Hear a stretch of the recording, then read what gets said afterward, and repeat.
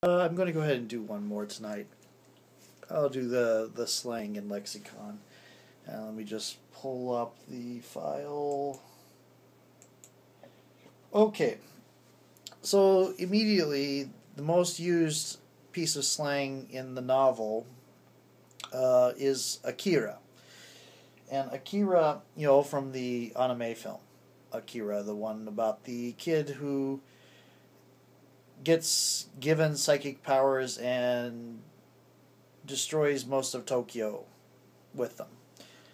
I saw it once. I've never really been too impressed, but anyway, I'm using it here.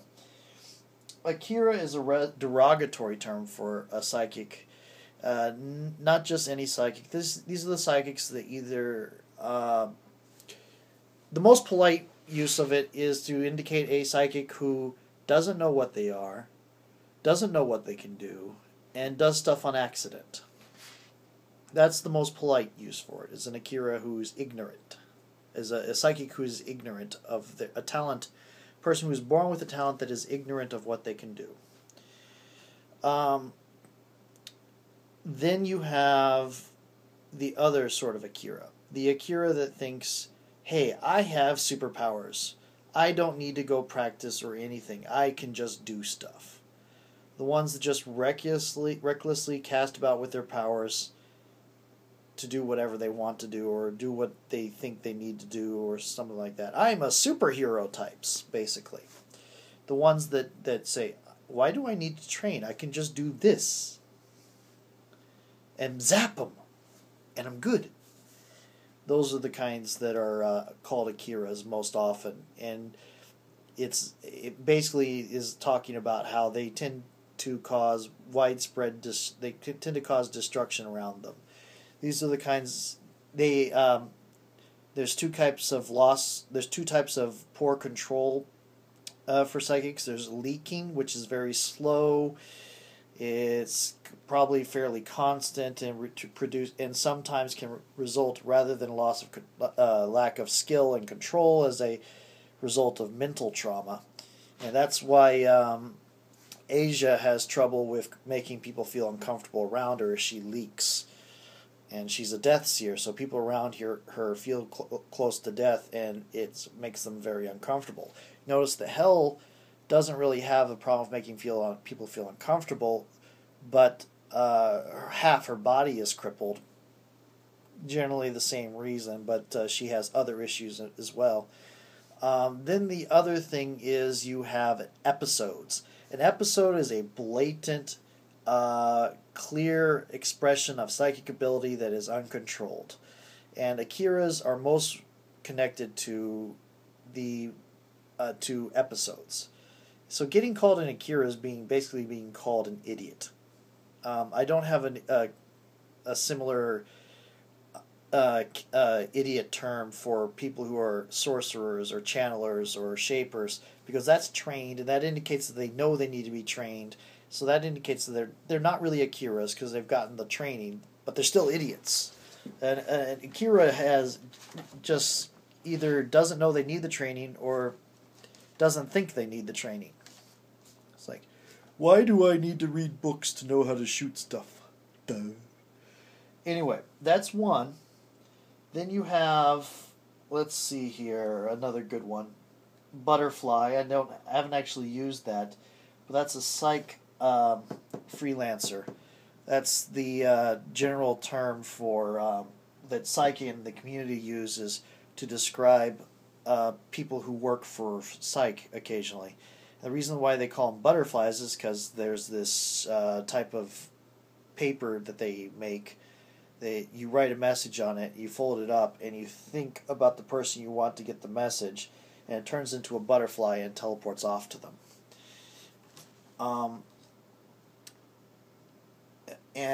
So they're called butterflies because that's how they get their information.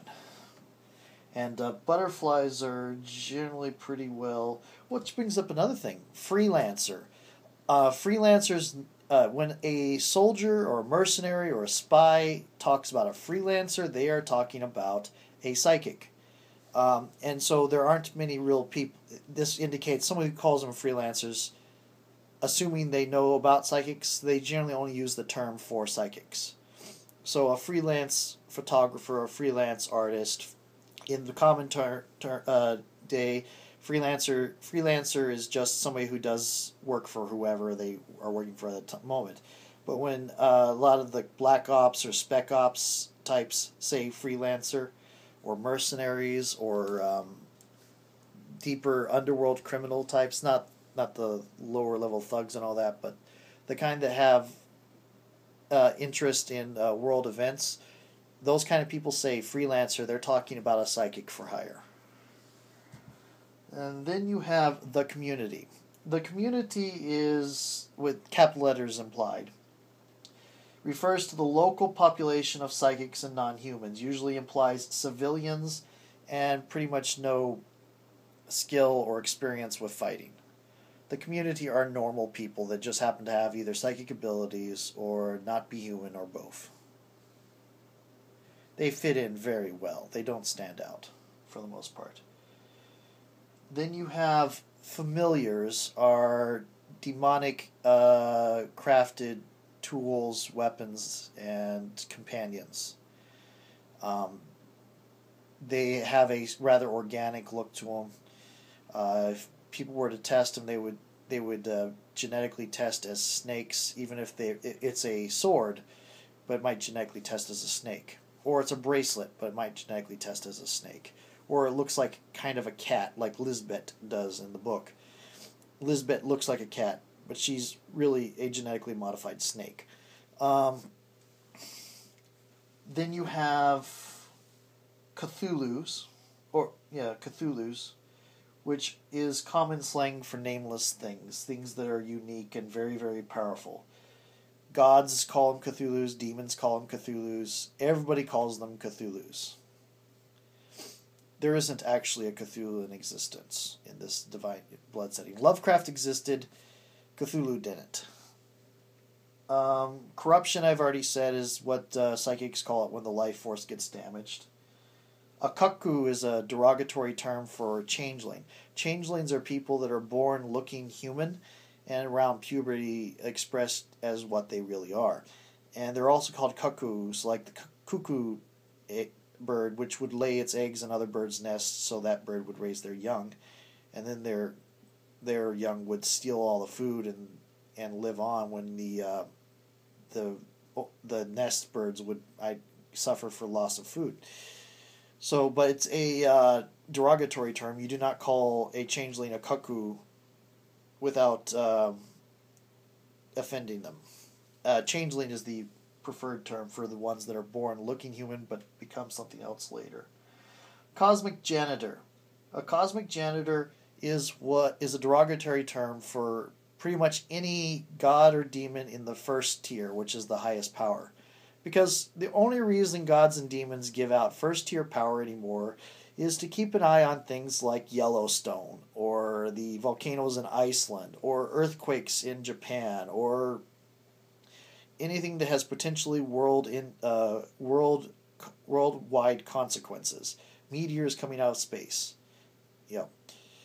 They're called cosmic janitors because they exist. The reason they have the first tier power is so that when they send a team out of second tiers to handle a massive, or mitigate, because they don't really ever just completely get rid of it because that would look suspicious, to mitigate the damage done by a major natural disaster, they have a first tier around to make sure that the consequences of altering so much in a local area doesn't ripple out uncontrollably on a global scale.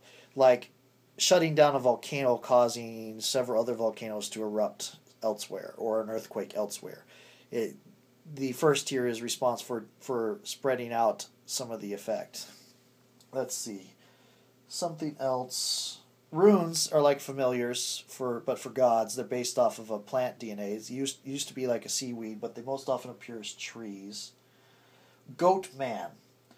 A goat man is a derogatory term used by soldiers and spies and freelancers to refer to government-trained psychics. because the freelance psychics that come out of the community and psych are better trained at using their abilities than the ones that come out of the FBI, the CIA, or the Yuja in China or whoever else. So the ones that are trained by the government are usually called goatmen, and they can get a good reputation, but they start out with the overall reputation that government psychics aren't all that. Headhunter is a battlefield bounty hunter. They tend to go to open war zones, and they look for targets that have prices on them, take them out, and then take them to whoever is offering the prices. Homunculus is the god term for a clone. Demons do not have a term for a clone. They have clones. They don't care if you're a clone or not. There are more clones than there are half god, half demons. Okay. Kolchak. A Kolchak is a reference to a person trying to make the existence of psychics and non-humans public, regardless of consequences. Rescue and purge operations are black ops or spec ops operations, where the team goes in to rescue a particular person and then purge the facility they were rescuing them from. That means they rescue this person and they kill this group of people or this person, and they kill everybody else involved. Psych and Avalon do this sometimes when they recover psychic research facilities run by the Dawn or something else. They go in, rescue whoever is being experimented on, and they kill every scientist involved. Unless they are absolutely sure they were doing it unwillingly. Derogatory term for this is called KAS, which is kidnap and slaughter, which is used when the rescuee does not necessarily want to be rescued. I've already talked about leak. A major race is just a race that has worldwide population dominance. The demons come from what used to be a major race. The gods come from what used to be a major race. Humans are the current major race. Everything else is a minor race because they only appear in local areas or small populations. Monkey is a derogatory term for humans and human-related species. A mindscape is a psychic construct that serves as a defense for the deeper mind. When someone pushes too far, too quick, telepathically into your head or attacks your life force too hard, it opens up a mindscape on which you can defend yourself. Most people are untrained and they just end it quickly by retreating, and the psychic goes deeper.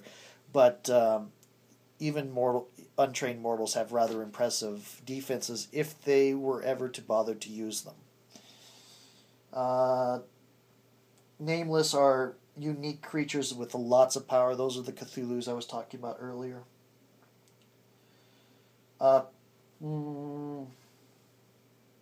Puppet, derogatory term from homunculi, the clones. Gods and demons call them puppets sometimes. It's usually not as big deal to demons, and it's less of a thing to gods. Been around for a while, but they still get called puppets. I'm trying to think. Oh, deep one. A deep one is a derogatory term for any talent or species that displays aquatic abilities, especially the Lemurians, who used to call themselves deep ones. And the reason it's a derogatory term is because of Lovecraft and his stories. And he turned it around to a bad thing, whereas before they were just another non-human race. So nobody likes to be called a deep one anymore as of the early 20th century. It's like it became it was the preferred term for centuries up until the early 1900s, and he was printing his books, and suddenly it became, what did you call me? Because in all honesty, that's where a lot of the younger generation first hear the term is Lovecraft and Lovecraft related stuff, so it's an insult now. Talent is an inborn psychic ability. I believe I mentioned that somewhere else. A Van Helsing is a individual who kills psychics and non-humans for no other reason than what they are. It's rather unfair. Van Helsing really did live in this setting. He sealed one of the last undead that was active, helped seal one of the last undead that was active, and he was never really anti-non-human or anti-psychic. He did one major thing, get rid of Dracula, and